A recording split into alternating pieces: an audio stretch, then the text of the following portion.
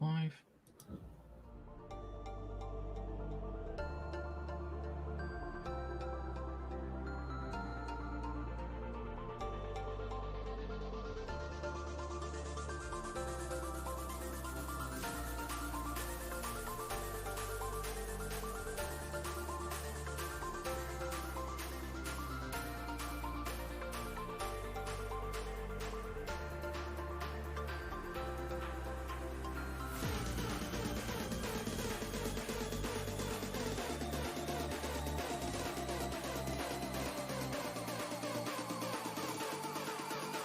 Ladies and gentlemen, boys and girls, it's that time of the week. It's the time for the Monkey Nut Punch podcast. As always on these podcasting journeys, we've got Nige, who lives in a cupboard. Hello, Nige. Hello, everyone. But is it under the sea? It's not under the sea, I'm afraid. No. And then we've got Keith. Hello. Whose droning thumbnails look rather reminiscent to some other thumbnails that I've seen on some other channel somewhere, Nige.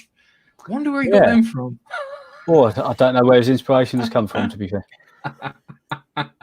All right. Welcome to the Monkey Nut Punch podcast. This week we will be talking DC movie news, some Marvel movie news, some gaming news in regards to Lucasfilm stuff.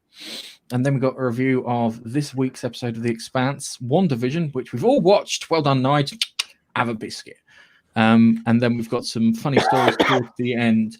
So, without further ado, actually, guys, you should talk. I'm so caffeinated, I think is the best way of describing myself. We've said hi. Yeah, let's get into it. I'm so caffeinated. I need someone else to talk. Need caffeine. Buzzing.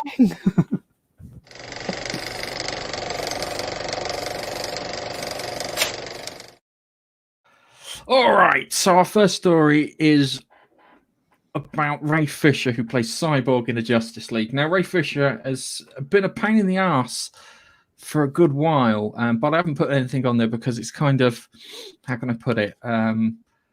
It's a bit of a non-starter as far as I'm concerned because there's no fucking evidence. Yeah, it's just like, Joss Whedon was an arsehole to me. It's like, yeah, we believe that. More? Have we got anything? Any examples? Any witnesses? Anything? No? Yeah. Okay. And I made how can I put it? I made a prediction that we would never see a DC standalone Cyborg film. And this is helping backing me up so I can say I fucking called it. So he's been removed from The Flash amongst tensions and clashes with DC Warner Brothers over Joss Whedon and a guy called Walter Hamada, who's an Asian fella. And he's been, how can I put it, Cryborg all over Twitter. And he released a block of audio of a meeting that he had with the Warner Brother people. The problem is it didn't say anything on that audio that was released. He plays Vic Sloan, and he kind of had the arse because Cyborg has a catchphrase, which is "Booyah!" Yeah, he's kind of famous for saying it, and Ray Fisher didn't want to say that. Yeah, so Ray Fisher was being a pain in the ass during the reshoots and stuff for Justice League, where Will Wheaton, Joss Whedon took over. Joss Whedon took over, and he said that Joss Whedon was very unprofessional. Joss Whedon was probably under the gun at that point in time to try and get a film out, and they'd already spent a good $150 million on it at the time. So he put the allegations across and said that him and Jeff Johns, who's a good comic book writer, but I think he's crap when it comes to like kind of TV and cinema and whatnot. He said that he was no longer willing to work with someone he was described as an enabler. This is a reference to Walter Hamada. Fisher, he appeared in the Batman Dawn of Justice, and he was supposed to appear in The Flash. But now, because of all the, how can I put it, throwing out of accusations of racism and this, that, and the other, they've turned around and gone, bye, we don't want you. It's easier to have, the film without you and out any of these tensions. Now, there's a joke that he is the, how can I put it, the Colin Kaepernick of studios. If you know anything about Colin Kaepernick, he was a so-so quarterback, I think, who did the whole taking a knee nonsense. He was shit. He was going to get cut. He wasn't going anywhere, and he wasn't up to snuff. And it seems like Ray Fisher is trying to build up all these things so he can get special kind of dispensations and agreements and stuff in place, so he can have things his way, so he can be treated differently. It's not going to work because he's not great. He's not a great actor. He's not one of these big stars. He's not like a Robert Downey Jr. or Christian Bale or someone like that who throws a paddy on set because they're trying to be professional, and that was fucking hilarious. So yeah, I find this it's disturbing that we've now turned into this society where we judge everyone on characteristics that they have no ability to change. So guys, what do you think about Ray Fisher and Cyborg? His character didn't particularly make much of an impact on me, but then the DC universe didn't. Is he back for the extended Snyder Cut? I think he's already done his bits for that. I think he's already done his bits for that. He did it before Christmas. If you're going to shoot off about a director, you got to be prepared to cope with what comes your way. Simple as that. Sounds a bit nuts, to be honest. Yeah, it does sound a little. It does sound a little nuts, and from history and stuff, we know that Will Wheaton is too. That Joss Whedon is since the. It's fucking Will Wheaton every time. Is not the easiest person to get on with. He does want things. It's like that kind of auteur kind of thing, and he does abuse his power, shall we say, when it comes to women. So I don't believe that Joss Whedon is racist. I think that What's His Mush was having a diva-ish moment, shall we say, and Joss Whedon and Walter Amado were like, we're not having this shit. Just get on with it. We paid you to film this. We paid you to say that line. Say the line, yeah? I thought I was in that case. I would have made him stand out in front of the entire thing. He would have filmed it too. And goes, you're going to say booyah 100 times in 100 different ways without repeating yourself. There's a challenge. Get on with it. And then after that, he probably wouldn't have had an issue. But I don't think we've seen a Cyborg movie. No. So I think that was right. What I found really weird is they put Cyborg in Justice League and not the Martian Manhunter. Because I thought the Martian Manhunter was more Justice League than Cyborg. Yes, I agree with you.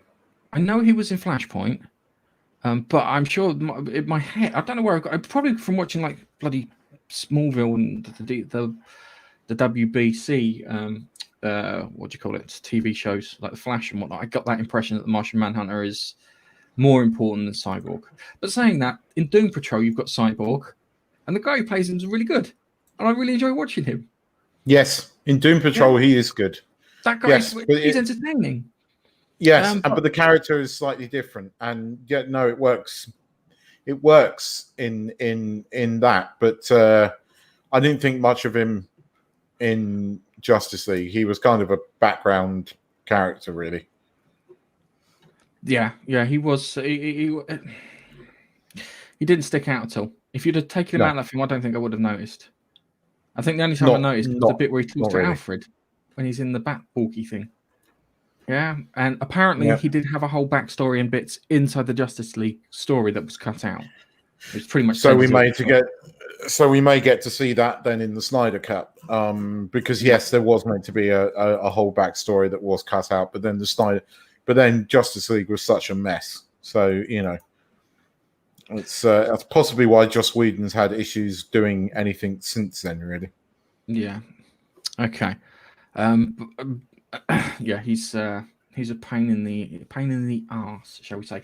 Okay, before we move on to the next story, we're going to say hello to where is it? To Action. Hello, how are we doing? Saw you on Keith's stream the other day. We've got to point out when I said laters, I wasn't leaving. I was saying laters to someone in the chat. But what I did is I swapped over and I started watching on your channel rather than Keith's. So So you got the watch time from me rather than Keith, but I did have you in the background for that. So yeah, thanks for that, mate. As I said, this we like comments and stuff. So we'll move on to our next story. Watching the content so far? Why don't you join in and leave a comment? Chris Evans, and we're not talking the ginger-haired DJ of Radio 2, or former DJ of Radio 2. We're talking Captain America.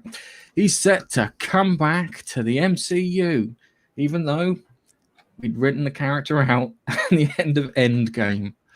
So Deadline reports that a deal's been struck between Chris and Marvel to star in at least one Marvel property, with a door open for a second film. The surprising news comes as the stars publicly indicated that Avengers Endgame was his final movie. And I think he's looked back at his career and he's gone, I'm Captain America, really, aren't I? I should do a Captain America film, a regular film, a Captain America film, and then maybe that. Plus, with the couth and everything, it's, how can I say, it's job security, because they're more likely to invest in Chris Evans as Captain America than they are Chris Evans on his own, I'm afraid to say. It's something that Duncan Mackey brought up in like a studio kind of interview, where he said that we don't have movie stars anymore. We seem to have the role tends to be more the star, like James Bond. Yeah. So he was saying that it's not Duncan Mackey. What's his name? Anthony Mackey. Surely that was someone you work with. You're not supposed to say. He's a giant Scottish fellow who's really scary, by the way, that Duncan Mackey. Not Anthony Mackey. He seems quite pleasant and approachable. So's Duncan. But Anthony Mackie said, it's not about Anthony Mackie anymore. It's more about him being the Falcon. Now, it seems a bit weird because they're doing Falcon and the Winter Soldier as a set of TV shows, Saturday morning, afternoon TV shows for Disney Plus. So, is he going to be in with that, or are they going to enter him into the multiverse of madness? Is he going to be in Wanda Vision? Probably not Wanda Vision, and probably not Loki. What's going on there with that? Because that seems strange, because they did age him out. So, are we going to get an old Captain America who's just going to be sitting around going, "No, in my day we didn't do that. We used guns." It's gonna be him sitting on his veranda in a rocking chair going, "Well, I remember this one time when I did this." And then it's a whole back sequence of him as a younger self doing something. And that's the entire episode. Either that, or the Loki series is going to do a Flashpoint and kind of wipe out the ending of Endgame, because there are also rumors doing the round that Downey Jr. might want to come back as well for the very same reason. Job security in an ounce in a his Dr. Dolittle was a massive flop, wasn't it?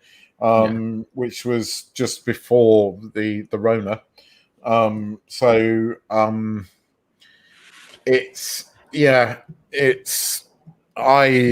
not surprised by this. I like him as Captain America. If they're going to bring him back, great. I hope if they're going to do it in the Disney Plus offering, better be good. It better be good. I'm thinking probably the Multiverse of Madness. Maybe for him. I'm thinking the Multiverse of Madness, because they can.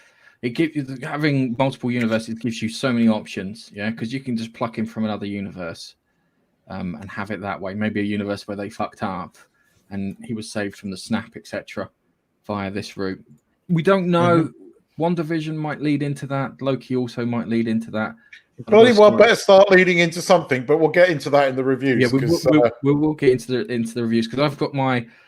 I basically, me and Nigel have already talked about this, and we both have feelings on this, and I think my feelings are a little kind of sharp, shall we say, in regards to this. But I can understand Chris Evans, like, kind of, I went out, couldn't get any other jobs. No one's really interested in me. They're only interested in Captain America. But he should have been doing is he should have been doing the Captain America and the Marvel stuff, and then doing his own thing. So it's like with boy bands, yeah. Boy bands, when they first come out, they come up with this kind of big hippity hoppity hippity, yeah, kind of the thing that gets everyone moving and dancing and shit, yeah. And then it's the one where they're all sitting on chairs and they're singing softly and sweetly, and then it's back to the bibbidi bobbidi boo shit, and then back to and they keep doing that. Bibbidi bobbidi, bibbidi bobbidi. But it goes in a similar vein for actors too. Yeah, you do your big kind of your massive blockbuster, and then you do your little drama thing. Yeah, and then the people who watch the blockbuster get drawn towards the drama. So the drama gets to go. You get to do a more meaningful character. You get to do something a bit more interesting that kind of flexes your acting muscles. But yeah, it's the boy band method. It's the only way I can think of it. I think the only person that probably doesn't apply to is at the moment is probably The Rock, because he just goes out and goes, "Fucking leading man!" Everything. The Rock just goes for the big blockbusters every time. Every film. Try and find a film that's not. There was the one about the female wrestler that he produced. That was the comedy with Frost. Fighting with My Family. Yes. He was sort of he had a bit part. No, I agree with that one. Yeah, no, he had a bit part, but he was still back to his roots. That's the only one I can think of, in fairness, Gareth. But he was in that one. But Nick Frost was great in that film. Loved him. Fantastic.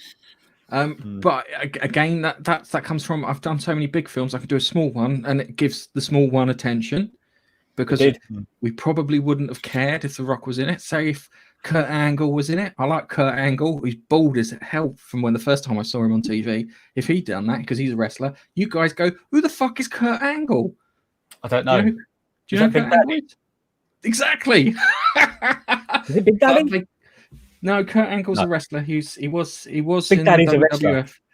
He was he was an Olympic gold medal. Talking about wrestling now, I'm just going to shut down. I don't really know it, because back when I was growing up, the only time you could see them was when you had cable. I didn't have cable, or you pop round to your mate's house who had a VHS player, and that's all. Yeah. But going back to this Chris Evans thing, we watched Wanda Vision, which we'll talk about later, and then we went straight on to watching Civil War. Okay. With the kids. Right. It's a good film, and I sat there and I was sitting again. Do you know what? I'm actually thinking that Captain America, he is a bit of a dick. I can't align myself with him at the moment. He is a bit of a dick. Then that's the everyone's fighting. Everyone's fighting each other in the airport scene, and the person who stole the show, Spider-Man. Yeah, that's fucking brilliant. He was amazing in that. It's his little quips, and they're going, "Hello, with you," and it didn't matter because he was just sitting there taking the piss. It was like too busy chatting. He goes, "I don't know about who you've been fighting before, but we don't do this much talking." And he's I've digressed a little bit, but it just reminded me, Chris in as Captain America. Yeah, he's always forever going to be Captain America, and unfortunately, that Civil War made me think that Captain America is a little bit of a dick. But okay, all right.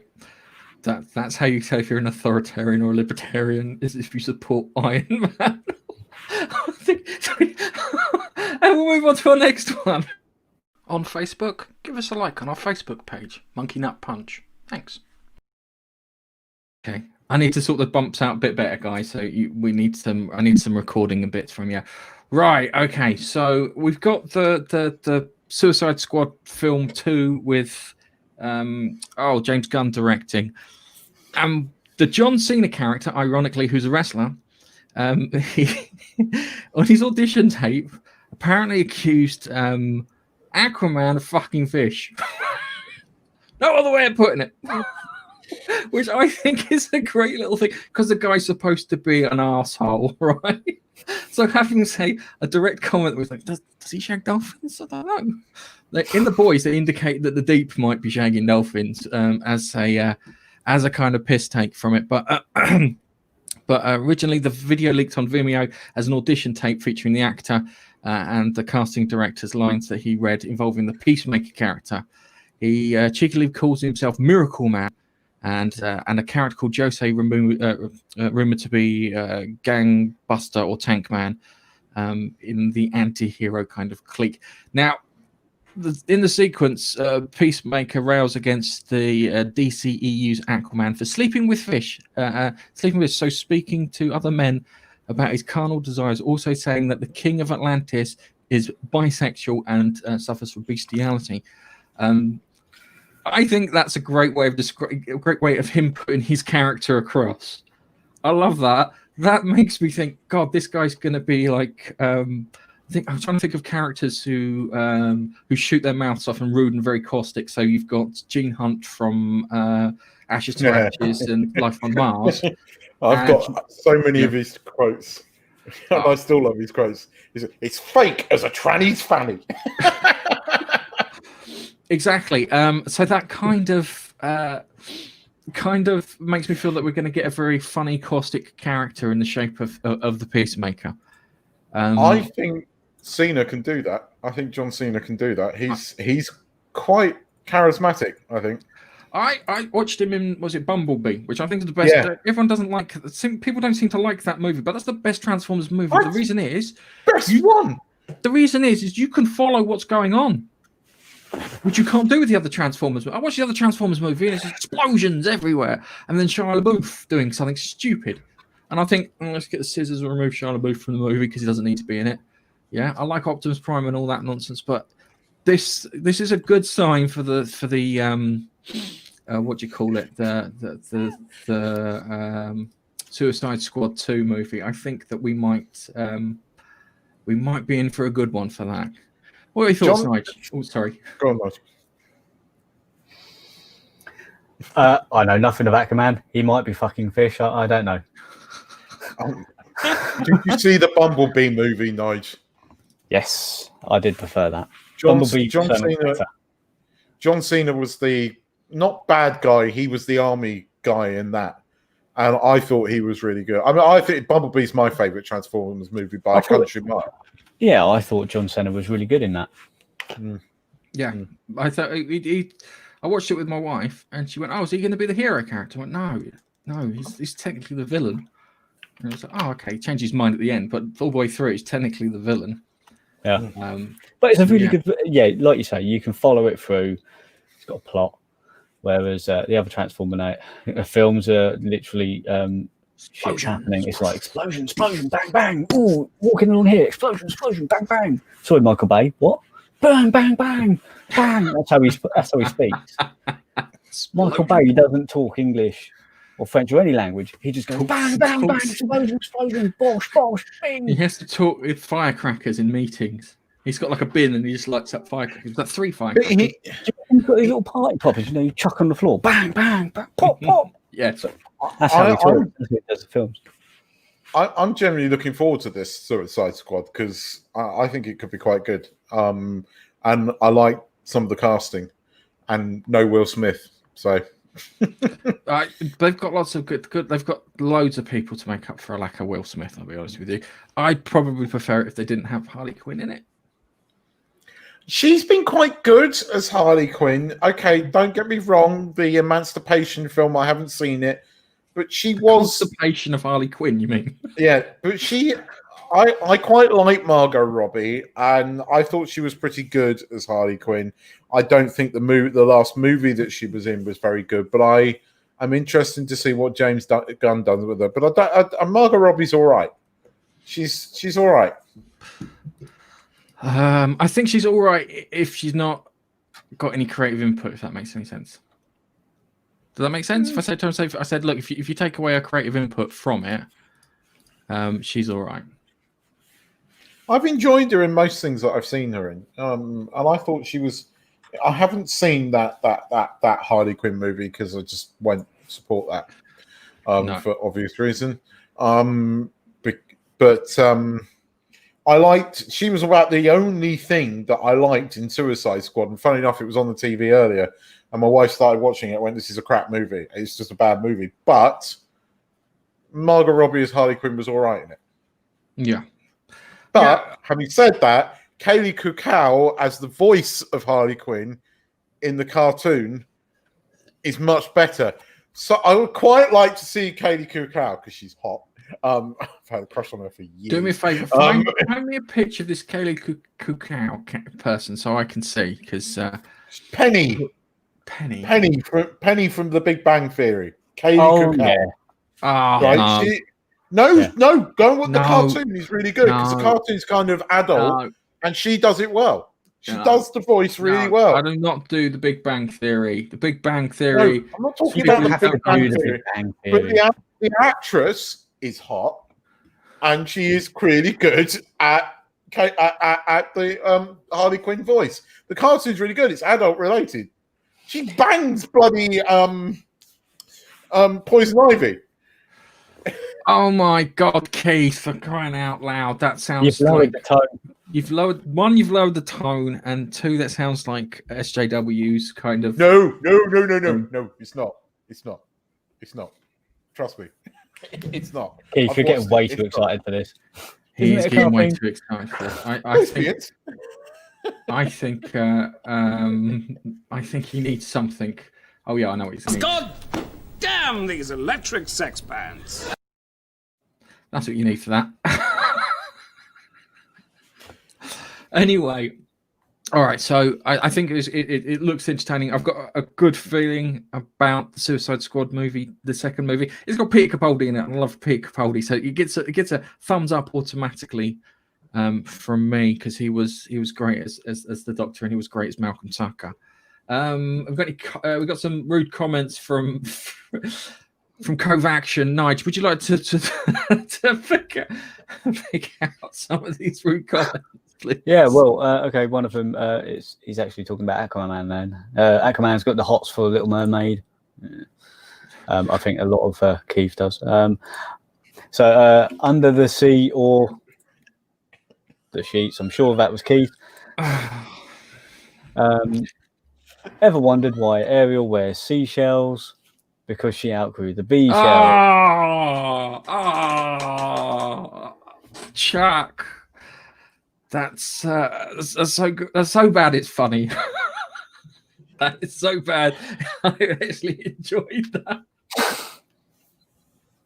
Anywho, let's move on to TV, shall we, gents?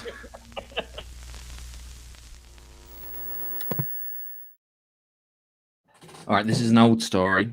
But I think it's a relevant story because I hadn't looked too much into the Wanda Vision TV series until I think the trailer came out, and I didn't really look into the Loki TV series. Yeah, we're gonna get fucking bait and switched with the Loki TV series.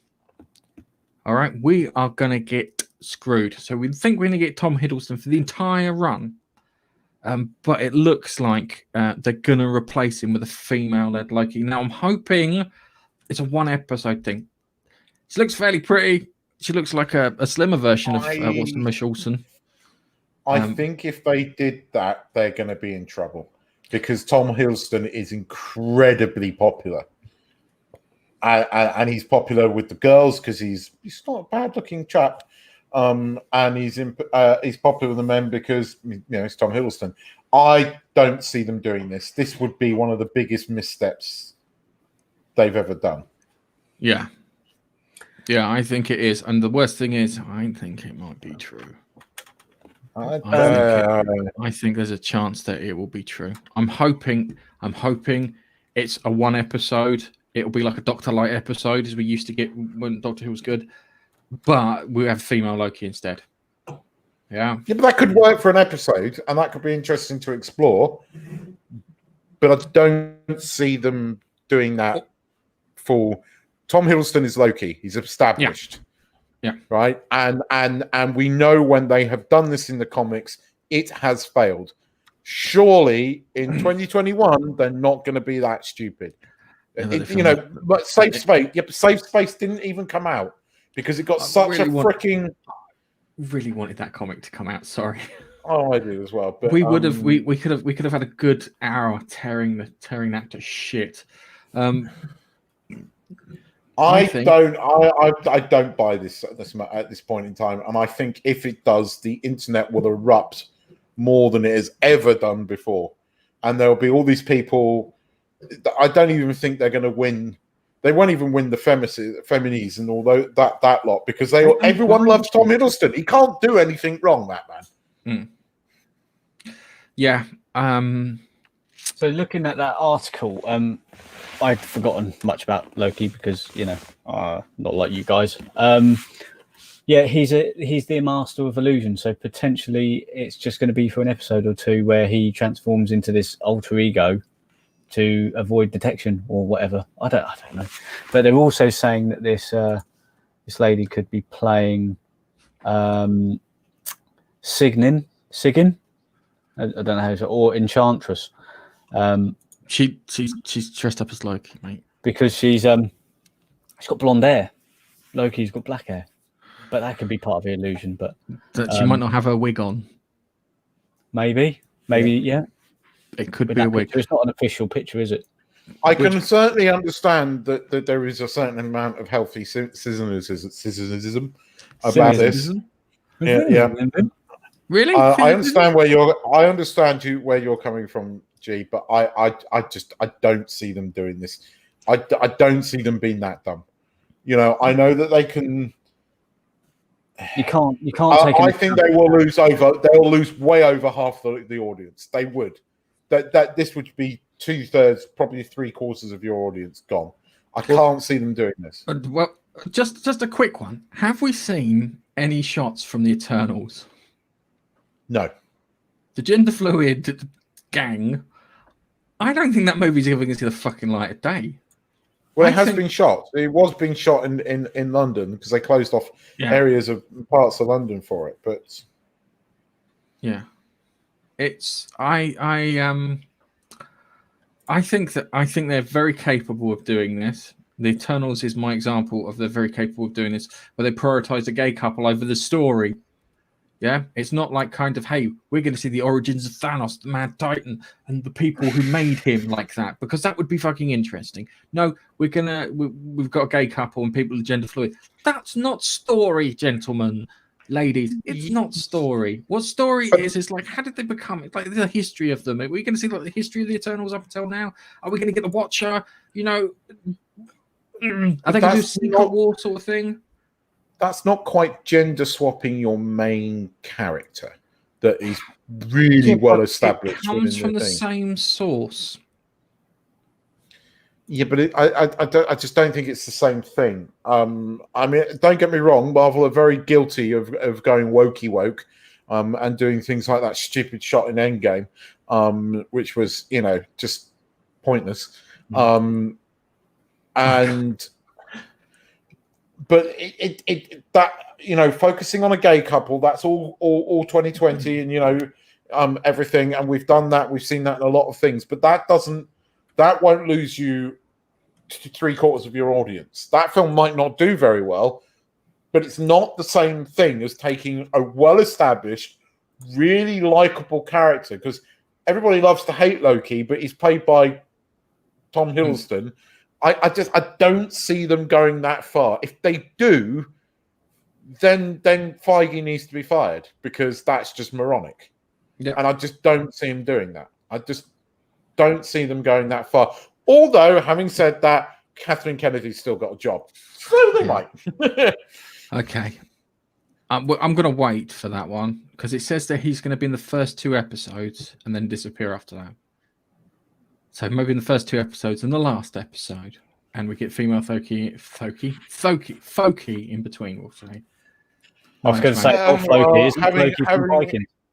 Having seen Wanda Vision, yeah, okay, I'm not going to put anything past them at the moment. But let's wait until we get to Wanda Vision, because that's in our review section. So let's move on to the games.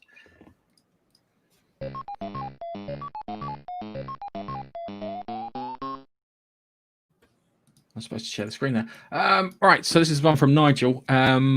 Ubisoft are making Star Wars open world game, ending EA's exclusive, which is a good thing. Yay! But it's Ubisoft. Shucks. So climbing up towers, and what are we going to be climbing up? What are we going to be climbing up? It's towers, isn't it? View. It's climbing up towers. Towers of Banthas.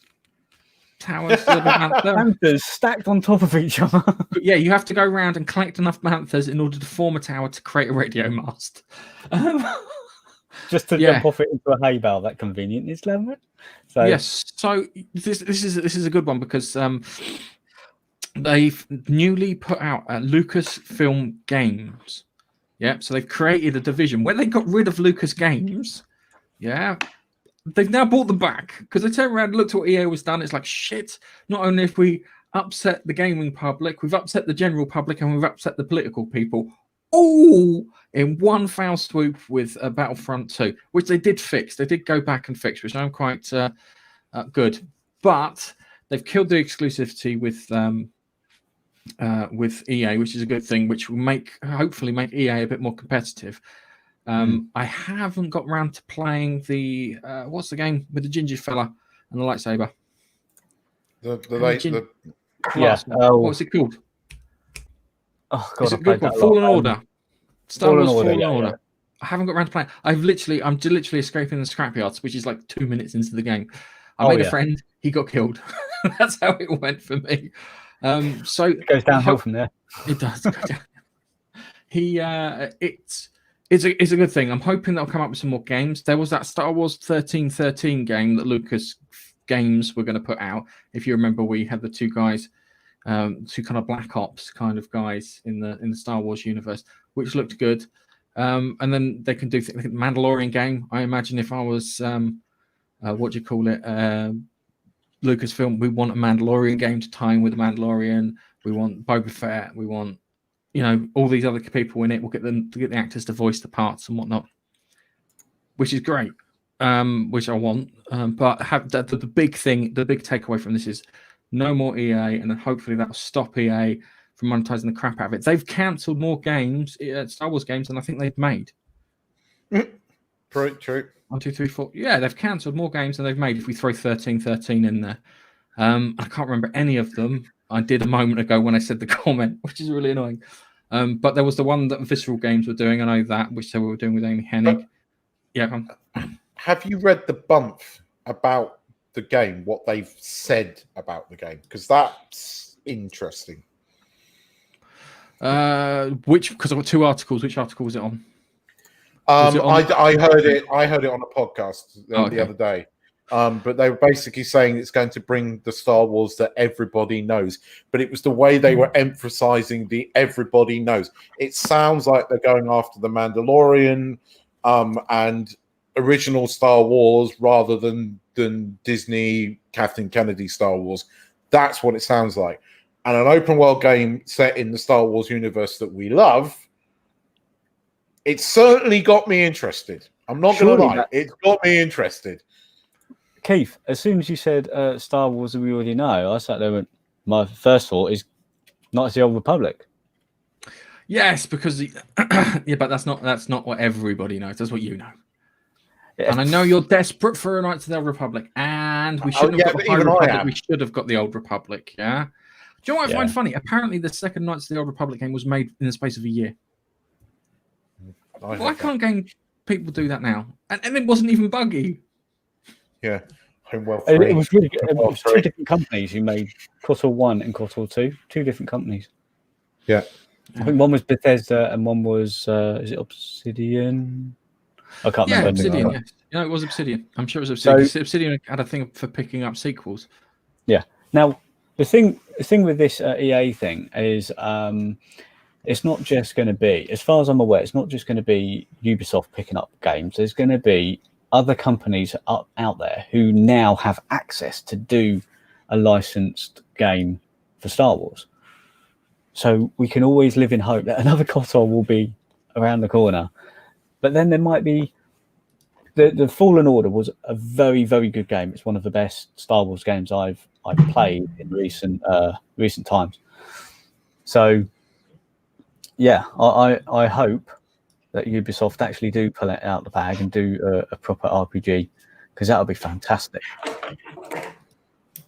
Yeah, it's. I'm hoping they do a good game. The problem is it's them. If they turned around and said it was Insomniac doing it, who did the Spider-Man game, I feel a bit more happy. I don't know why I've got them in my head for doing a Star Wars game as well. It should be good. EA, Star Wars, kind of the exclusivity's been broken. Doesn't mean they can't make Star Wars games, because I think they're up to 2023 with a license for it. But hopefully, as I said, competition is good because it will drive them to try and outdo Ubisoft, which is great. The thing is, the last EA Star Wars game that I played was the Sim one, right? And I know that Babster returned it. It was meant to be good, but I got completely turned off by it because of the story mode and just the woke bullshit nonsense in it. Now I might try. Have you tried it on the PS5? Have they kind of next gen'd it for the PS5? I have loaded it onto my PS5. I haven't got around to playing on it. The thing that got me was the flight physics for the thing. It didn't fly like a spaceship. Didn't fly like an aircraft, and it felt weird. Yeah, I think I prefer Battlefield 2's controls. They were good. I loved that. They committed to the idea of it flying like a plane, and they were like, right, we're gonna commit to having this thing flying like a plane. Yeah, I completely understand you there, because it was the Battlefield one felt much better. The other one felt weird because there was one bit where you're supposed to fly into a Star Destroyer and destroy its like a sensor array at the top. And what I did is I flew over it, I stopped, aimed down, and just fired at it, because that's what you can do in space, yeah. And it was like, what's going on here? It's like these things in the films fly like planes, and they shouldn't. I know this, yeah. They should fly like spaceships, but they didn't have. It wouldn't fly like a Star Fury. It didn't move like the Rosinante. No, it was just this weird thing, a plane that didn't fly properly. It felt very PS1-ish. If you ever played War of the Worlds, like on the PS1, because there was a War of the Worlds game on the PS1, the Jeff Rains one, it had some flight dynamics in it, which was really janky, and it reminded me of that. And I was transported back to the 90s for a brief minute when I was much younger. I had more hair. Any spicy comments, Nige? No, only the fact that I've just realised that KOTOR 2 has been released on mobile phones, which you can buy. So, I imagine that they are probably going to sting you for as many things as possible. Oh, you need a health pack? That's 50p. Hand over now. I know. Yeah, it's a shame, really. But it was 14 quid. Yeah. On Android. Okay, well, maybe quite a lot of money for a mobile game. No. All right, so let's move on to the next one. Brave enough to follow us on Twitter, you'll find us. Monkey Nut Punch. Thanks. I think I need to have the audio on that one. Right, so we're moving from one Lucasfilms thing to another, because Lucas Games have come to a fruition, shall we say? They're planning on doing a new Indiana Jones game coming from Bethesda. And it's going to be done by the Wolfenstein developers. Now, the Wolfenstein developers, with their last game, which is free currently on the Xbox, screwed pooch, and it makes me worried. They did the first Wolfenstein really well. The second one, there was some bits that I didn't quite like in the way they put it together. It was comical in place. They had this. There is one poor black actress who gets to be head of the resistance in everything. Yeah, if you want to have this resistance, you just hire this black lady. I cannot remember her name, but she is in everything I've watched, and it's really annoying. At least they are consistent. So we've got that in there, and the bit where he gets his head cut. His character gets his head cut off. A spoiler warning. Isn't great. So we've got the Indiana Jones game. Now the weird thing is, because it's getting done by Bethesda, Bethesda owned by Microsoft. So this means that it might be an Xbox X Series exclusive. Now, here comes the funny thing is, I don't think it will be, because it's Disney who own it. And Disney will go, no, everywhere. We want it on fridges and smart toilets. That's how badly we want this game out, yeah? So if they've been given a license, that might be one of the agreements. And they said, Microsoft said that certain things that Bethesda do will be on everything. And I imagine when you've got the hands on someone else's license, it's not like with Spider-Man, because Sony solely own the rights to Spider-Man, where Bethesda are being leased the rights to Indiana Jones game. Now, I'm trying to think of the best kind of game for an Indiana Jones game. I'll be honest with you, is either the Uncharted model or the Tomb Raider model, which is almost the same as Uncharted model, but the characters sprites are bigger. That's the only difference that I could find in it. Can I raise you the point and click adventure game from LucasArts? It's not Indiana Jones. Dream adventure On. game. I know what you're talking about. I remember that game. Fantastic game. Because I played that alongside the Star Trek TOS point and click adventure game 2, which was quite good. Because I had a fairly decent space combat in that. Yeah. But if you remember around that time, so many adventure games were coming out. King's Quest and Leisure Suit Larry, the Dig, Tentacles. Day of the Tentacle, Maniac Mansion, Full Throttle, Sam and Max, all of those sort of games. And then there's also Indiana Jones slightly before Sam and Max and all that, but still a great game. You never know. We might get something like that again. It's a great little game based off a film. I'm gonna get your dreams and just crumple them up and just throw them in a bit. They're not gonna do that. It's gonna be an action adventure game. All right. And the next question is it going to be, are we going to get Grumpy Harrison Ford doing the voiceover? Is it going to be, I'm going to crash my plane into something. Is he going to have a plane crash scene in it? That's the one thing I want to know, actually. If there's going to be an Indiana Jones game, is there going to be a plane crash? Because that's what we're looking for. In a golf course. Into a golf course. It's like, Indy, where should we put the plane? We can land in the school field. It goes, the swimming pool. Golf course. Find me a golf course. Get a hole in one. But yeah, that would be good. We'll keep an eye on that because if Bethesda do it, I'm trying to think of a Bethesda game. I think it's the guys who did Dishonored might be the ones that will be producing this game. I can't remember the name of the company. I read it and I forgot. So much stuff to remember for the show.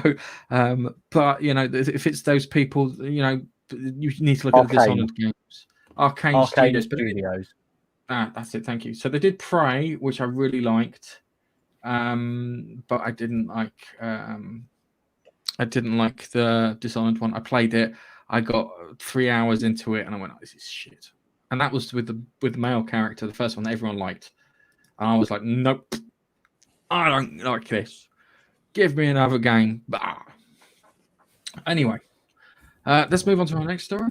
Enjoying the content so far? Why not subscribe and never miss out on a video? Thanks. So if it's just me, it sounds really weird in my ears. So I'm going to have to get you guys to record some of these as we're going along.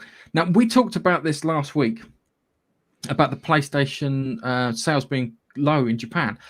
But I found out some more stuff around this, at the moment, I think the sales are... Oh, crikey, where's my notes? The sales are lower than it was for the PlayStation 1. Yeah, so it's slightly higher than it is for the PlayStation 1. So this is the worst performing PlayStation console since the first PlayStation came out. Now, apparently, Sony Corporation have been really shitty towards the Japanese customer base.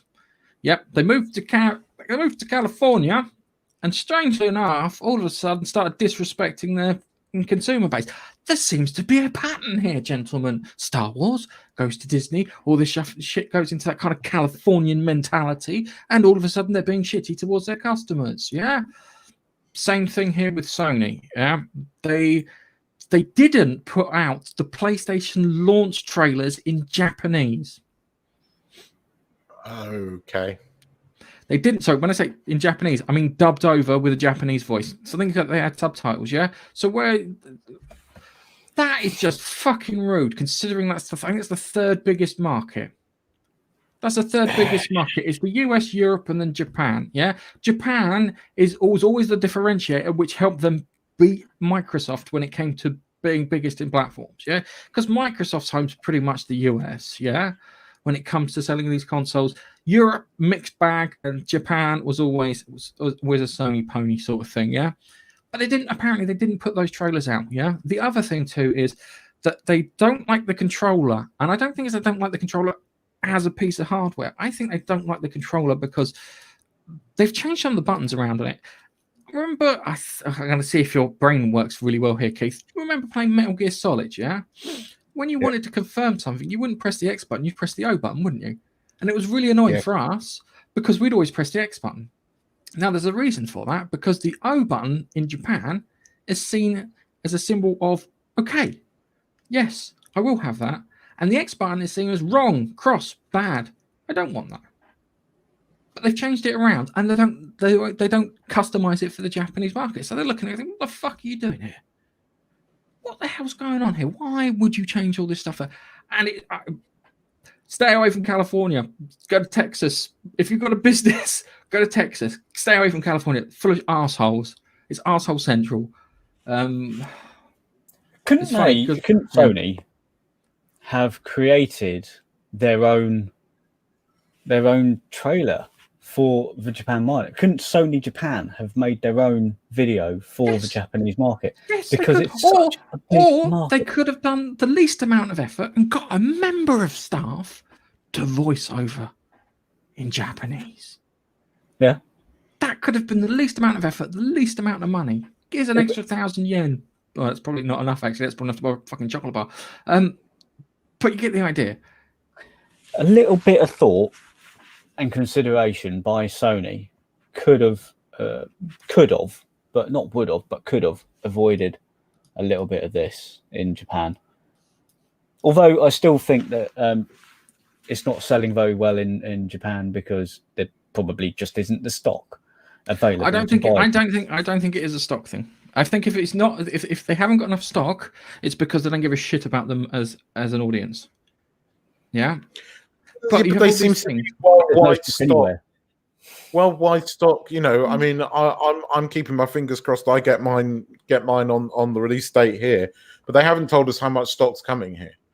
And bearing in mind there's a pandemic going on, and that has hit the Japanese economy, but it certainly sounds like. That baffles me if they have done. If they really have. I'm going to have to look into it more details, but these are little things I've been looking for and pulling out in places. That's baffling. This is baffling, but it fits with the fact that you move to California and all of a sudden you forget about who the fuck made you your money and why you're relevant, and that fits. That fits that fucking logic. I'm sorry if you're Americans and you live in California, but my advice is get out of the fucking state where you can. And get out of the state before they change their tax rules to turn around and say if you lived in there in X amount of period, even if you've been there for X amount of period, even if you don't live there and you don't have a resident there, you get charged tax. What a pile of shit! It's because your spending's out of control, you balmy twats. Anyway, from one annoyance to another. Watching the content so far? Why don't you join in and leave a comment? Batteries and the bloody Xbox controller. Don't get me started. Who put this in pocket? Because it wasn't me. Was it you, Nige? Well done, Nige. This is a good story. Right? Batteries. This is our big annoyance with the Xbox and the Xbox controller is the AA batteries that you have to put in the bloody thing. Yeah? It is the one thing. Sony's got that. It's built into the controller. It charges up and you just plug it in. Archaic. It is bloody archaic. But apparently this comes from a deal that they've got with Duracell. So Duracell are probably giving them free batteries or a payout so that because if you get an Xbox controller, they do come with Duracell batteries. If I remember correctly, all the ones I've had have always come with Duracell batteries. Mine did, Duracell, yeah. You get what you call it, and sorry, they come with Duracell batteries. There was admission from the UK marketing manager of the company. It was an option, talking to Stealth Optional, and there's always been a deal with Duracell and Xbox, and it consists of Duracell batteries being placed with Microsoft products, and that's why they don't have battery packs. Because of the agreement they've got with Duracell. Mystery solved, myth busted. Yes, gentlemen, we finally got to the bottom. Microsoft's being tight. and making some money off of Duracell at the same time. Unfortunately, it's very, how can I put it, anti-consumer. But we finally got to the bottom of it. Thank you, Nige. Well done. I salute you. Well, because I've always wondered this, and I've always wondered why in this day and age we have to use a separate AA battery to go in. Yeah, you can go get some rechargeable ones, keep them recharging whilst you're playing. But then I can just simply plug in my PlayStation controller and play at the same time while it's charging, and then disconnect and do whatever I want. I can't do that with mine. But as soon as my batteries have run out, my Duracell ran out within that week. Brilliant batteries. Yeah. I went and bought a rechargeable battery pack. None official, of course, because that one. Buy an additional battery pack. Exactly. I had to. Stupid. It's stupid. In order for me to play, I've got this little battery pack that it replaces the batteries and the back cover as well, and I simply place it on this thing that's plugged into the Xbox, and it will charge and tell me when it's fully charged, and then I can play. Why don't they just get rid of this stupid notion of using Duracell? It's archaic. But they're making money from it. That's why. I know it's ridiculous. Yes, but to the detriment of your customers. And we're in 20. This is a next gen console. I mean, hell, they should have done it in the last next gen console. This is the next gen console, and it still hasn't got any batteries inside. I'm sorry, but it pisses me off. I won't buy one. I won't get one. Fuck them. Yeah, no, I understand that. They do on their websites again. Oh, looks like you're looking at controllers. How about this charging pack? It's like they sell you for additional 20 quid cable and charge pack. Oh, so in essence, in order to have an equivalent PlayStation controller, you've got to pay 20 quid more. So where we're paying 60 quid for a PlayStation controller, you're paying 60 quid for the controller plus 20 quid for the Xbox charge and play pack. Yeah. But the only way you're going to get me on an Xbox is if they bring out an exclusive, and it has to be bloody exceptional, because I won't buy one. Yeah, that's true. Well, I got one. I'm working my way through the Ultimate, so I'm working through some games and stuff like that. I don't dislike it. I just wish there was a next gen exclusive for me to play. Okay, all right. Your controller felt like a next gen controller. That's the other. That's the other thing. That's the other thing. I have an original Xbox with an original Xbox One with an original Xbox One controller. I have an Xbox One controller that I bought. Yeah, I only found this out the other day because I was just pulled it out because I haven't used it in ages. The original Xbox One controller that came with the console feels as cheap as fuck. Mm-hmm. The one that you buy, premium, has a great feel to it. Yeah, my Xbox X S series, that controller, cheap as fuck. I bet you if I buy another one, it'll feel as premium as the fucking red one I've got from Xbox One. What happens every time I've gone to buy an Xbox? You go and buy an Xbox, and there's all these hidden costs. It's like buying one in America with the hidden tax. There's just all these hidden costs. You buy a PlayStation, you get everything in the box. What is wrong with you, Microsoft? You numpties. Make a different controller. I'm putting a freaking rechargeable battery in it. I'd just like to point out that with the new PlayStation controller, if you don't have a headset, you can talk. Nigel was talking about this earlier. You can talk through the controller to your friends. Yes. Which you have to buy a headset for the Xbox One. All right. We got some comments from Covaction. One. So I just want to take you back a little bit. Oh, okay. Sorry, Nigel. Yeah, there is this one. I'll let you take control. Sorry, my bad. The sticky fingers. At the moment, I've got the X series or Series X and the PS5, and at the moment, the PS5 rules over that. However, when I was talking about adventure games, Leisure Suit Larry, he likes that game, it seems. Keith loves it too. Yeah. A bit of an Xbox fail, yeah. Yeah, they need to sort things out. They need to be a little bit more consumer friendly, or give you the option to have a controller which comes with a built-in battery rather than always the same and buying something extra. That would be nice. I agree. Keith is going to blow a head gasket. He's like he's like a truck. Do you know the worst thing is he's so angry he's popped a boner. There's so much blood being pushed out away from his heart. This one gets to me. This one really does. Really does.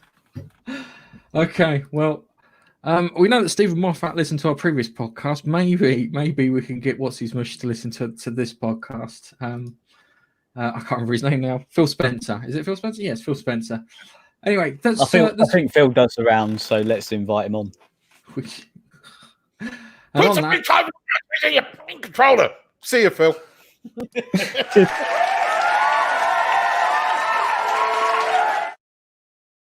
Sorry, no, I just tried to keep the timing right there. I thought I would have ended it with Keith, and then didn't realize you're trying to put your all in at the same time too. So we're going to talk reviews. We'll start off with The Expanse because I love The Expanse. I love it so much. It's so good. I'm watching the whole series again, and I've watched the whole series all the way up until the bit from Eros where it gets pushed into Venus. Yeah, I thought, how good was that as a series? It built up, and it just everything just went up on a nice gentle gradient. Mwah. TV perfection. But we're talking about the latest episode from season 5. It's the one where everyone cries. And one of them's got more reason to cry than the other because hard vacuum of space is really painful. So we catch up with everything that's happened. We've got Bobby and Alex. They're running around in the Screaming Firehawk, or what was the Razorback. You've got Holden, who is going after the Zamaze, I think it's called, to get the proto-molecule sample. And you've got Marco and Aros being a complete and utter bastard. And I love the fact that he's the guy, you really want to lamp him. That actor's doing such a good job there. It's like Joffrey, he wanted to slap that little shit around. Even I didn't watch Game of Thrones, but the actor who played Joffrey did that, wanting to slap the shit out of him very well. Yeah, that face. Oh, dude, he did. But it was the way he portrayed himself that helped you want to do that. So we've got it here. The Ross and Natalie sorted out all its crap. It's now heading towards the Zamaya. It passes the bloody Razorback as it's hunting down the Zamaya because they find that their transmission delays are not enough. And then they tell them they've got a Martian Navy and stuff, and you need to be careful. Anyway, they managed to catch up to it. And Holden starts off with that, we're going to destroy it to get the proto-molecule sample. And then he's like kind of, oh my God, they've got Naomi. Maybe we should capture them and figure out what's going on. To which 2 crew members, which were Bull, who's kind of the replacement for Alex at the moment, and Monica Stewart, who's the newscaster, and they're saying that you should be destroying this proto-molecule sample. So they get to that there, and they take, and literally they pound the way the Zamaya launched its full complement of fucking torpedoes at them. It comes out in a lovely little spiral pattern, and then starts heading towards them, and they're like, kind of, shit, hold on to something quick.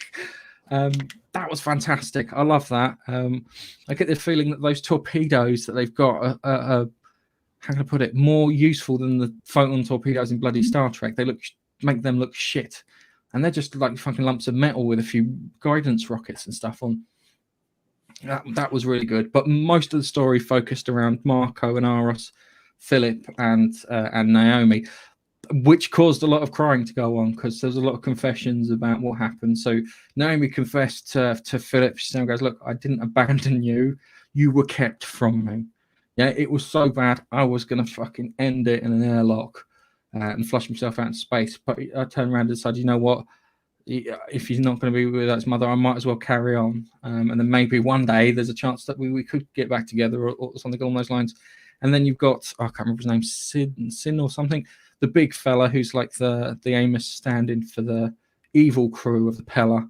You've got him, and he confesses that he saw her at the airlock and he'd been hiding Philip away from her.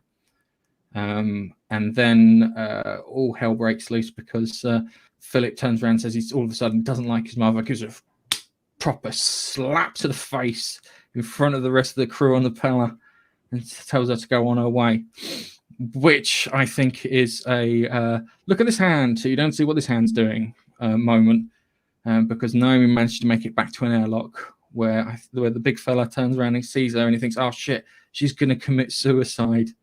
And she's so pissed off at him, she doesn't try to save him. And she says, you shouldn't have come into the airlock. She injects herself with a load of vacuum drug stuff and launches herself out of the airlock, leaving Matey behind to die in the vacuum of space. Maybe he doesn't die in the vacuum of space. And then she hits towards the Chet Smoker. And it's great because she goes into the vacuum, yeah? And you're like, kind of, good, dude, you can't go into the vacuum without something going wrong.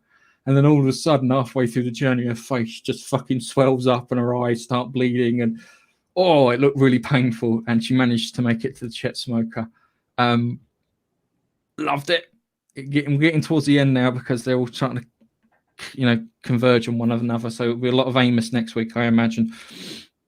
I enjoyed the crap out of that. I really enjoyed the crap out of that. It wasn't as good as some of the other episodes, but it told us a lot, and it gives you, or I like to say, it's active protagonists, where Naomi didn't sit there and say, oh, we've been slapped, I'm going to go and hide and cry in a corner. She went, no, I'm getting off the fucking ship. Which was, kind of fun.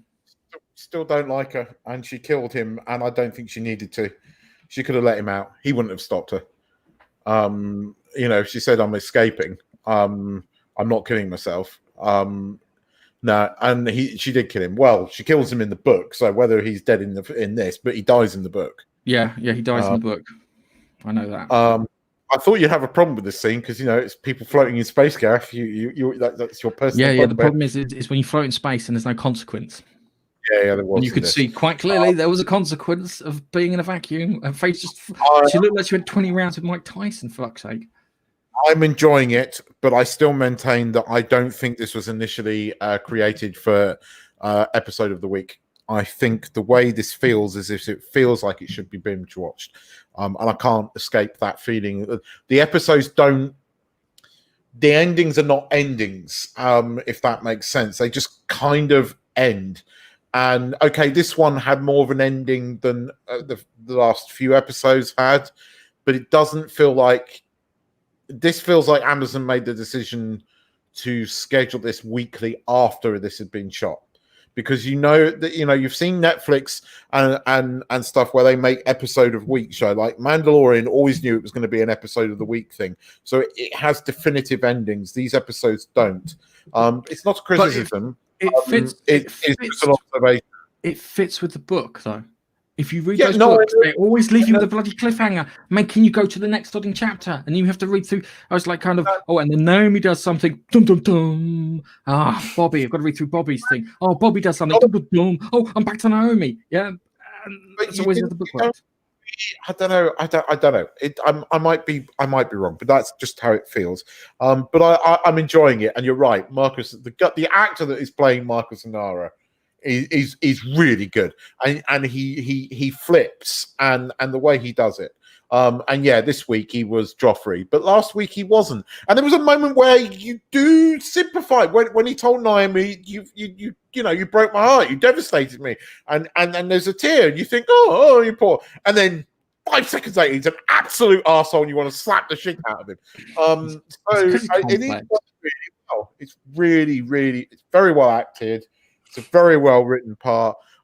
Where the fuck is Avasarala? I need some more Avasarala. I know you don't agree with that, Nige, but I'm missing the shit out of her. She's my wife's favorite character. She loves that.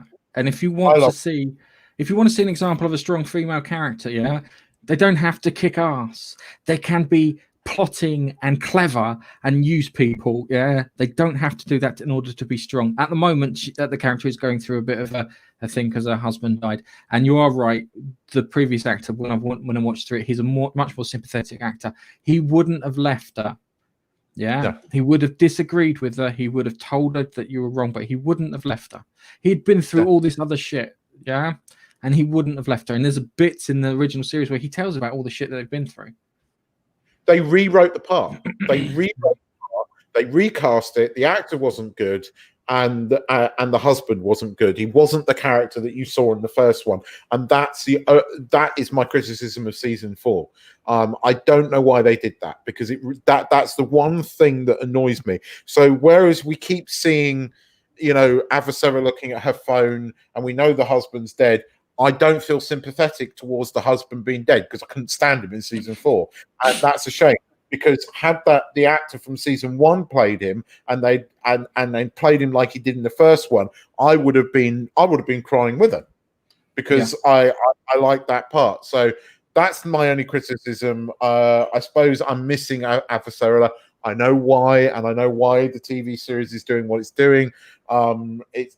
I just miss her because I love the character. So, but no, it's great. It's fantastic. Best bloody thing on TV. I'm going to miss the shit out of this in 3 weeks when it ends, and I'm going to be going, when's season 6 coming? And of course, it's not going to be filmed for months. Pandemic. But I can't wait for season 6, because I know that everything's going to go to shit. So I can't wait for it. Yeah, it's awesome. Nige. Do you want to try and get a word in edgeways there? Between the two of us, I don't think you got a chance to get a word in edgeways there.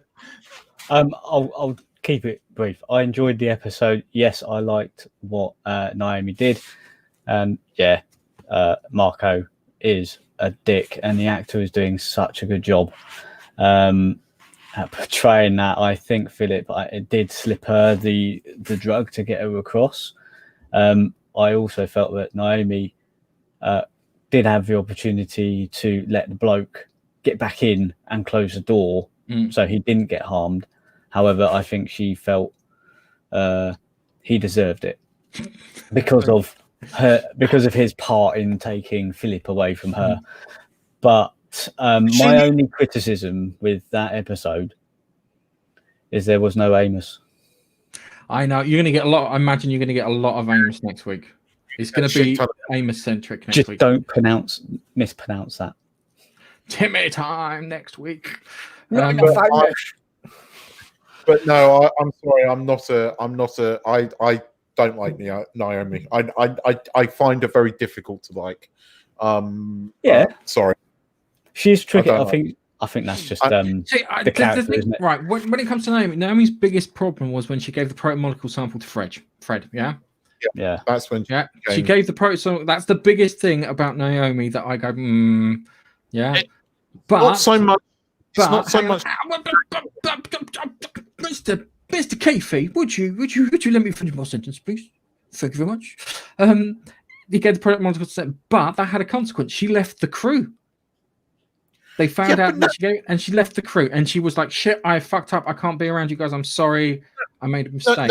You're missing a rather large proportion of season 3 of where she doesn't leave the crew and is really rather entitled, and that's it's. I understood her reasoning for giving the protomolecule to Fred Johnson. I got that. That's not why I dislike her. It was the whole fucking sense of entitlement bullshit afterwards, where she expected the crew not to be pissed off at her, and and she was getting all uppity when the crew were calling it, treating her like shit because she betrayed them, and she didn't act in a way that she was sorry. She acted like really fucking entitled, and she's been entitled ever since, and I don't like that. She's just not a nice character.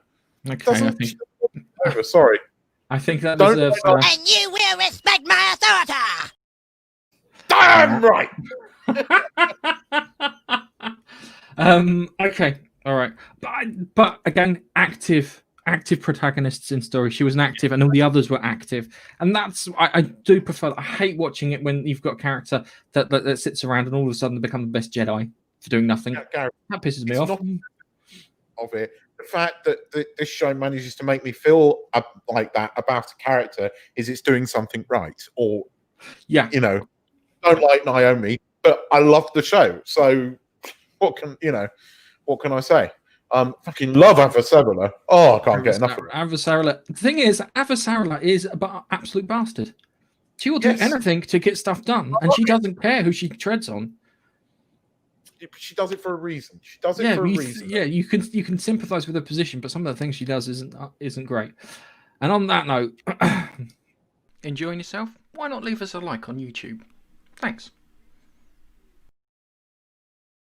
Wanda Vision came out Friday, and I watched it.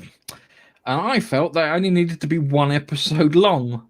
It was you had the black and white bits in it, and they were fine. And we got the idea. It took us 3 minutes to get the idea. Anything longer than that was overemphasizing the point. We knew that things weren't right in this universe. We knew that the kind of things would be pointed to it.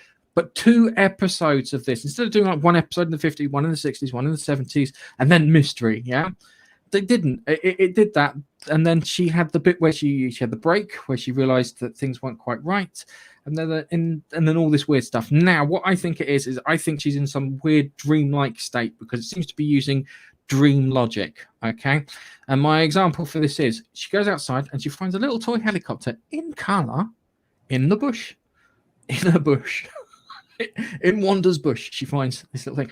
It's not a helicopter. It's using dream logic. Yeah, it's transformed a drone into a helicopter. I'm impressed that you have managed to get that far. I couldn't even get that far through. It's utter crap, Gareth. It's just okay. It was. I was eating lunch. All right. The thing that got me was there were some things, but this is the funny thing. When I saw the helicopter, it had the little sword logo on it, which is interesting. But it reminded me of this. The time that Thanos had a helicopter and terrorized the city. Yeah, good point. And it reminded me of that, and I don't think it's that case. But the whole thing is built on dream logic. There are little bits and hints and stuff in it. So you had the helicopter, you have the advert break in between. So you had the Tony Stark toaster thing, the Tony Stark toaster oven, which is sort of everything, and it had the thingy, which could be a reference to when the missile landed in the flat from the films, from the Age of Ultron films. And then we move on to that, and then it's got the bits cut with blood that these people that she's seeing as characters in the story aren't necessarily characters in the story. These might be real people that she's manipulating, and when they cut themselves, they are actually hurting, and there is a danger that she might be killing these people. Yeah, so they might be trapped in there with her. You've managed to watch this at a level I couldn't. I'm sorry. Crap. I think he's going to alienate a massive proportion of the audience. Certainly the first. I couldn't get through the first episode. I was bored, and it's mimicking something. Whereas the second episode was recognizable because I have seen Bewitched and Genie. The first episode was based upon things like I Love Lucy and stuff like that no one outside of a real niche, other than Americans, is going to get. And the thing is, the Marvel Cinematic Universe is loved by all. It's no longer America. Yes, you had Captain America and stuff, but Captain America was not very Captain America. If you look at the original Captain America, he was far more appealing to the rest of the world because Marvel is hugely popular outside of America now and has been. This is alienate everybody because nobody's going to get it. I was bored. It was crap. The second episode was only slightly better because I related to the Bewitched kind of thing, which the first episode didn't have. But even the second episode was like the only thing that got me excited was those brief moments where they were going, "Oh, something's going on here." There was 2 of those. There was one to wait till right at the end of the first episode to get any, and then the second episode you had dream, Keith. It's dream. You're looking at it as dream logic. So everything. I'm gonna put it on bloody mute.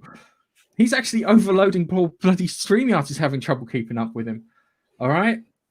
It needed to be one episode. You could have compressed, as I said, you could have compressed this thing down into one episode. But it is using dream logic. Yeah. And I'll give you an example. I'll give you like another example. You had the Strucker watch that they advertised in the middle, and then you had the beekeeper who came out of the sewer. That's not the beekeeper. That's a guy in a hazmat suit. Her brain has interpreted it as a beekeeper's thing. Yeah, I follow it, but I just don't care. That's the problem. All right. I know. I get where you're coming from. I understand it. What I'm trying to do is you're looking at what's going on and everything's like. I don't care about it. I'm bored. It just wasn't good. Okay. All right. I get that. We got that. I got that. No, I got that. What happened to her accent? She's not even American. How does she understand these shows? She grew up in, where was it? Logic. Yes, but you would have to have seen these shows to get the dream. No, you don't. No. It doesn't need to, because they don't even match with those things. She doesn't she come from the place in Sokovia, yeah, where the whole like the city gets. Where the Age of Ultron bits happened. Yes. Yeah.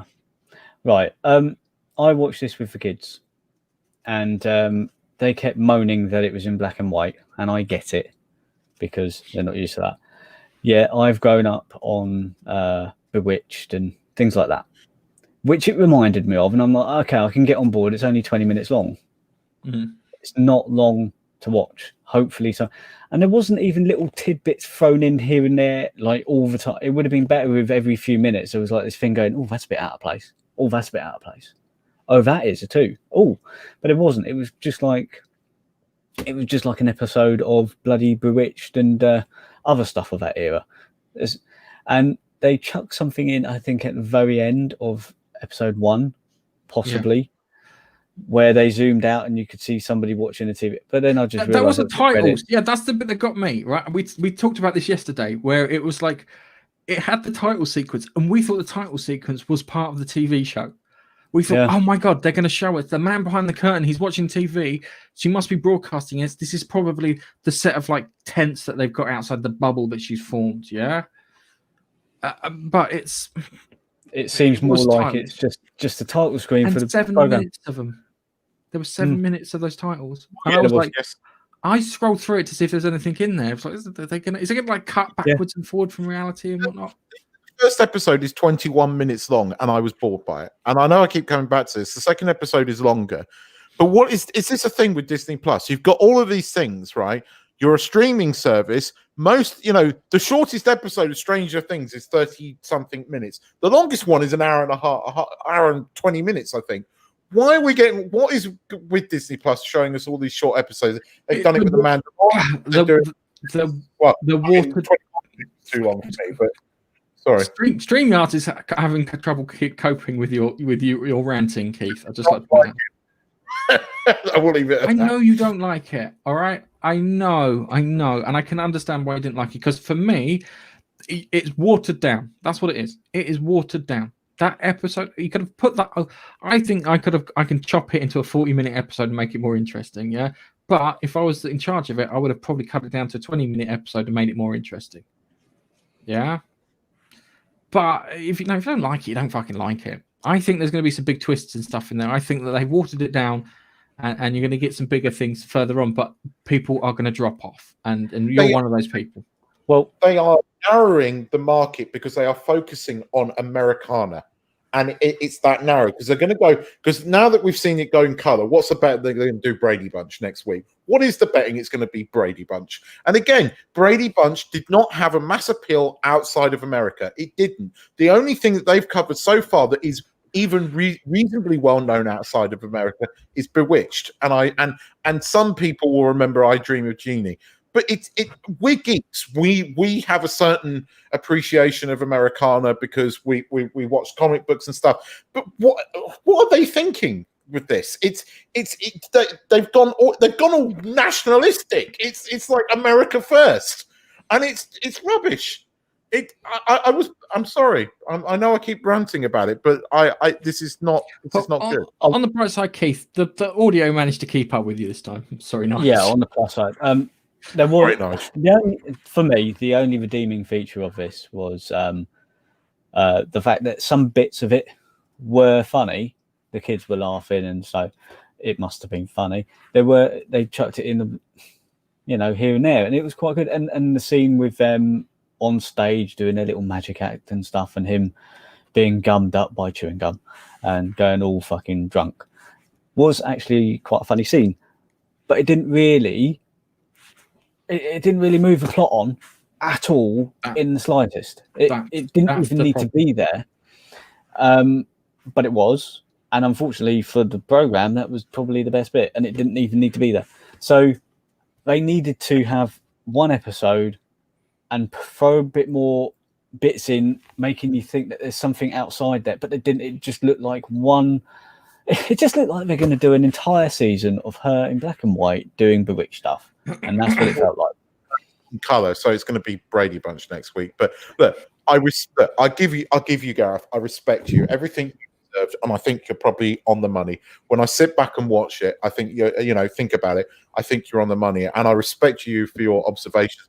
I just got annoyed by it because it bored me, so I couldn't even get to that point. It's an hour and 40 minutes worth of film being stretched out over eight episodes and watered down. That's what you're saying.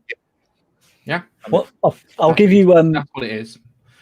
The best thing that come out of that was they've also on Disney Plus got this. I think it's called Legends, where there's small 7-minute long segments of each of the Marvel characters. So there's 2 up there so far, one for Vision and one for Wanda, and they're 7 minutes long, and it takes you through their journey from the start. How they joined the Marvel team, what happened to them in all the films, and at the end, like Endgame. And they did that for Vision and for Wanda. And I quite enjoyed that, seeing their little journey. And I'm assuming they're going to do one for every Marvel Avengers character. That's the best thing that come out of this, I think. Yeah. And it's a separate thing that you can watch on the side, and they're only 7 minutes long. Okay, I thought I found some of the bits interesting. It's because it's a puzzle. It's a very watery puzzle. All right. It's I as I said to Nige, didn't need to be as long. I haven't watched those legend bits yet, because I watched it while eating lunch. Yeah, I watched the first episode while eating lunch. Yeah. Can I just pause you? Something's just happened, and I think I need to check if the moon's gone blue. Nigel has seen something before you, Gareth. I mean, seriously, check outside. Is there a blue moon? It was an autoplay. It was along the top. It was when an you go to autoplay, Disney mate. Plus, Just it's along the top. Just come Sorry, I'm trying to get used to this. Have I gone into an alternate universe? No, you haven't got into an alternate universe, Keith. You're perfectly fine. I would check for aneurysms. Can you smell burnt toast? Did we all have beards? Is this a new thing? Did we all have beards? We've all had beards. Right. Okay.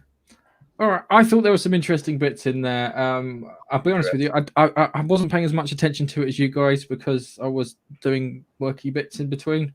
Because I've got more work than I can handle at the moment. But hey, so let's finish this off. Let's round this off and put a bow on it with.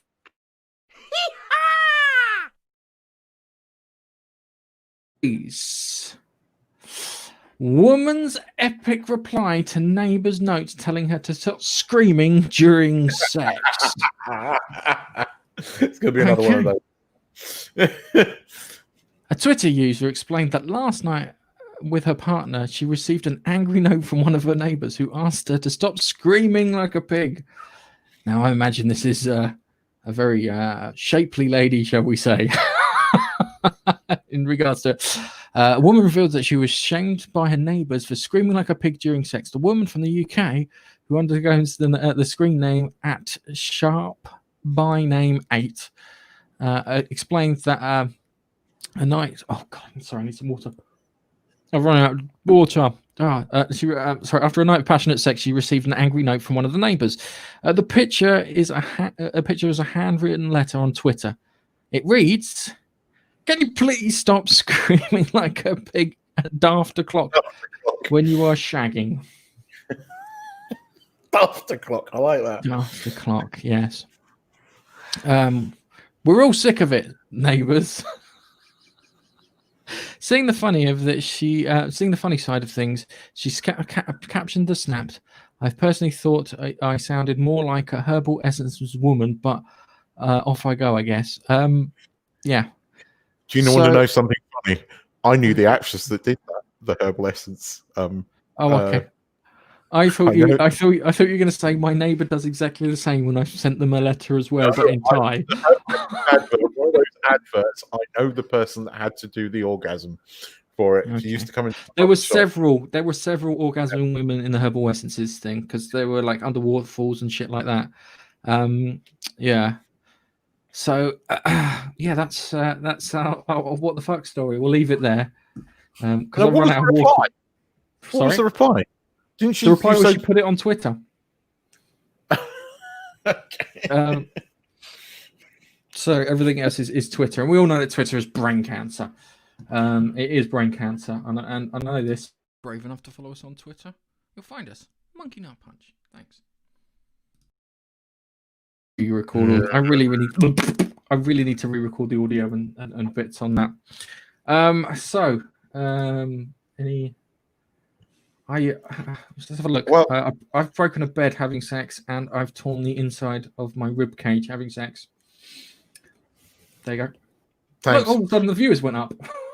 I know that I tore my rib, the lining of my rib because it wasn't with you. It wasn't with you before it started. All right, it was with someone else. I'm married to her, but you knew that if you made me laugh, it would hurt because the tearing.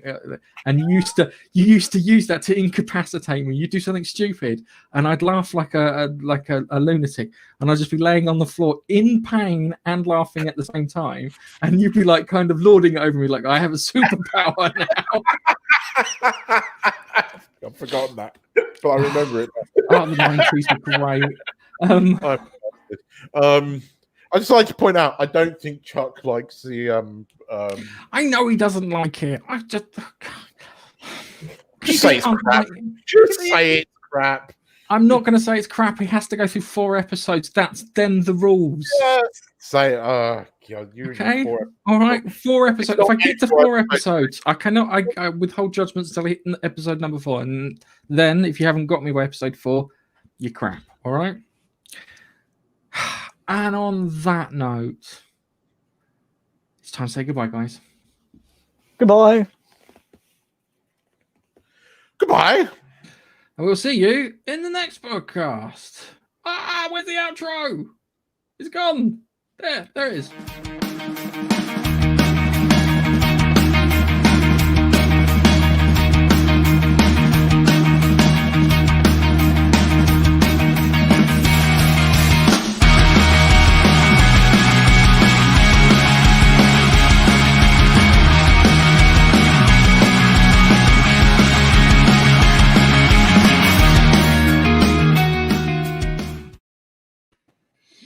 Yeah, I won't tell the other stories that we did during the 90s. God, they were good times. The amount of alcohol we drank. Amazing.